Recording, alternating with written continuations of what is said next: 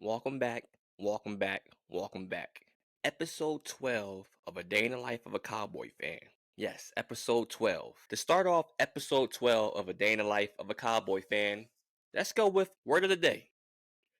And today's word of the day is insanity, right? Insanity.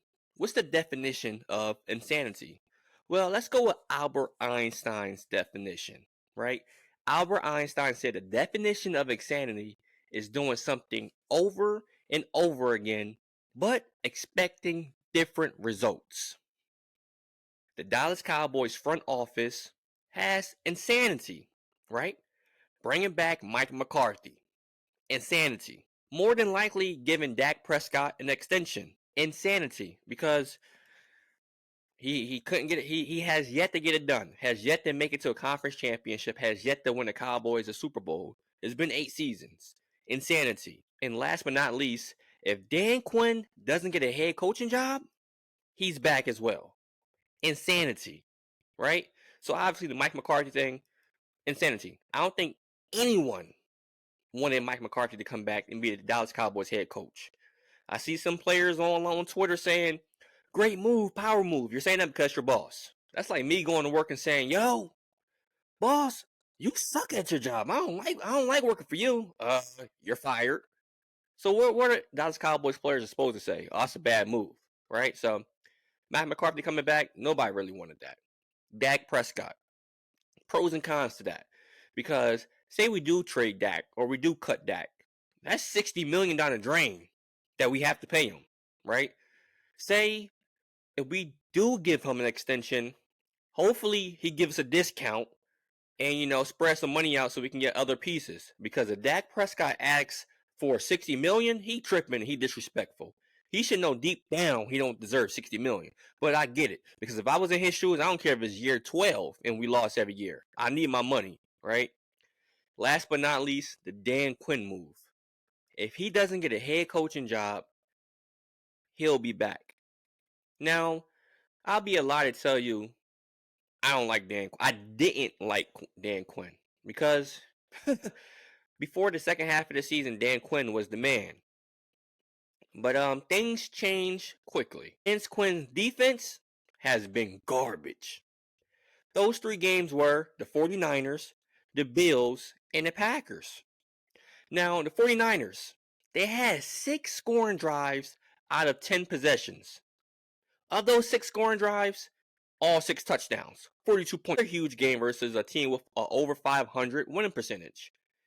They had 5 scoring drives out of 6. Of those 5, 4 touchdowns and a field goal, we give up 31 points. And then the last biggest game of the season, the playoffs, versus a rookie quarterback. The Packers had 6 scoring drives out of 7 possible possessions. 6 touchdowns, 41 points. Opponents score a touchdown on 70% of their offensive possessions. You think that's normal? No. For reference, the average offense scores a touchdown on just 22% of offensive drives. So when I say word of the day, insanity, Dallas Cowboys for sure, that's it right there.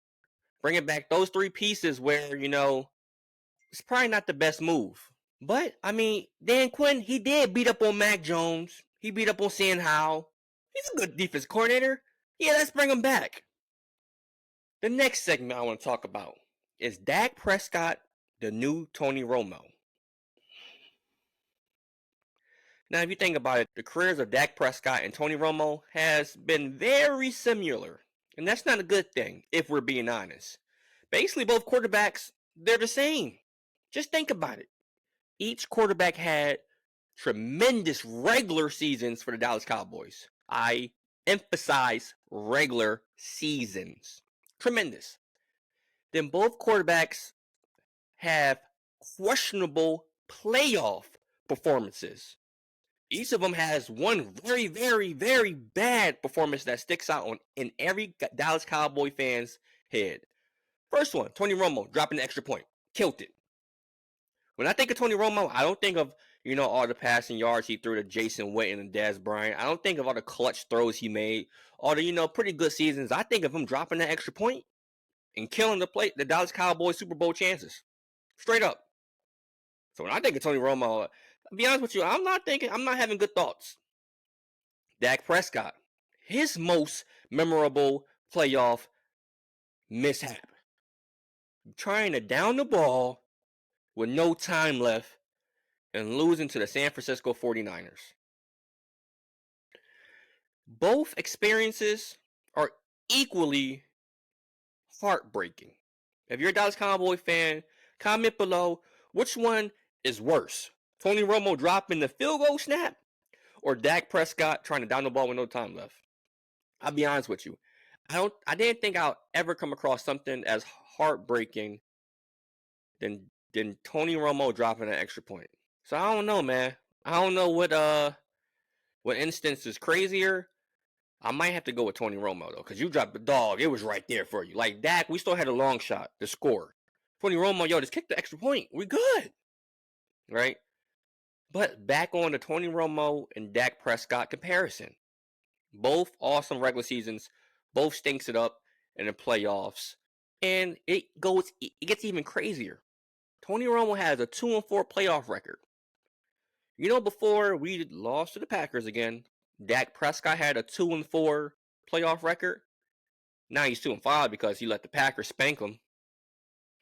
Romo had 3 chances, 3 opportunities to get to the NFC Championship.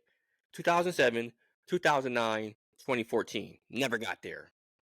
Before this year, where we blew it against the Packers, by the way, the first 7 seed to win, Dak had 3 chances, 2016, 2018, and 2022. Now, he just blew his 4th chance. So, I mean, if we being honest, Dak has more losses. I mean, you can put in an argument that, I mean, well, yeah, Dak had more opportunities to get there, but, yo, this is the last thing I wanted. Another Tony Romo. Because, yes, Tony Romo was good, but he never won us anything. So, how good is a player when they always have an asterisk next to their name? Yeah, he was good. He didn't win nothing, though. You know, and let's go to NBA. Yeah, Jordan's the best. He got 6 rings. Yo, Charles Barkley was good, but he never won nothing. You know, so it's rough, man. Because being a Dallas Cowboy fan and you go from, but at the same time, let's go in between both quarterbacks. It was dark. So it's kind of disrespectful to say Tony Romo and Dak Prescott's trash. I'm not saying Dak is trash. I'm not saying Tony Romo is trash. I'm just not feeling them right now. You know, we're in dark times as Cowboy fans. So the fact that both those guys have similar careers is crazy to me. But, you know, I'm a diehard fan. We're going to keep pushing. And the next segment I want to get to on episode 12 podcast is our NFL Twitter segment, where I go on Twitter or X, whatever you want to call it, and point out different tweets that, you know, I found interesting or debatable and talk about on the podcast. If you have not, go ahead and follow at echurch_. It's right here on top of the screen. Go ahead and give it a follow. Go ahead and give our TikTok a follow. And obviously, you already know, subscribe to the YouTube channel, the podcast YouTube channel. But the first tweet that popped out comes from PFF. Rank these playoff quarterbacks. Now, they lucky that they put playoffs because that changes everything, right? But the 4 quarterbacks they want ranked: Dak Prescott, Josh Allen, Lamar Jackson, Jalen Hurts, right? So if I was to rank these quarterbacks, and it didn't say playoff, it says rank these quarterbacks.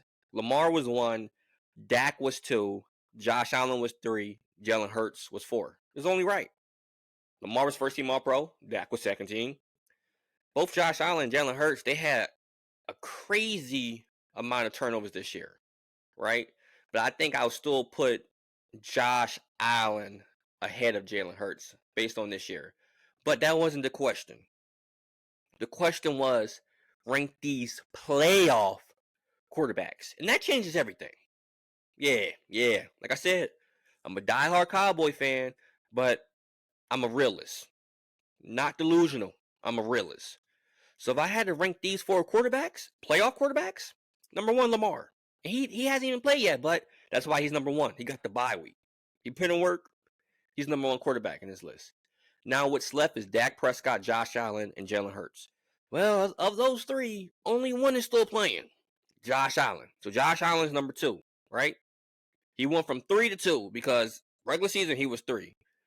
Playoffs, he's number 2, right? So number 1, Lamar. Number 2, Josh.